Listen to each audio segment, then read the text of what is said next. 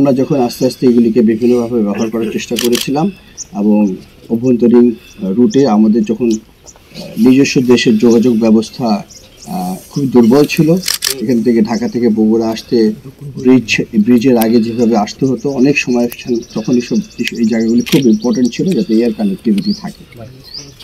পরবর্তীতে এখানে আমরা স্থল বন্দর নির্মাণ করা হচ্ছিল এবং বেশ কিছুদিন আমাদের বিমানের তখন যে প্লেনটা ছিল এটিআর, সেই এটিআর বিমানটা এখানে এই স্বল্প দৈর্ঘ্য রানওয়েতে অপারেট করতে পারত। বাংলাদেশের যতগুলি ঘাঁটি বিমান বাহিনী আছে বেশিরভাগই আমরা যৌথ ব্যবহার করি। তো যৌথ ব্যবহার করতে কোনো সমস্যা নাই, যেহেতু আমাদের দেশ ছোট এবং রিসোর্সেস কম, আমরা এভাবেই করাটাই আমাদের সাশ্রয়ী হবে।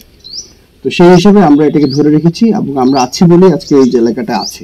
এবং আপনারা ভালো করে জানেন যদি অ্যাবান্ডেন্ট হতো, যেমন অন্যান্য ডিজিজ এয়ারফিল্ড যেগুলি আছে বাংলাদেশে অনেকগুলি আমাদের নিয়ন্ত্রণের বাইরে চলে গেছে এবং ওগুলি অব্যবহারযোগ্য হয়ে গিয়েছে।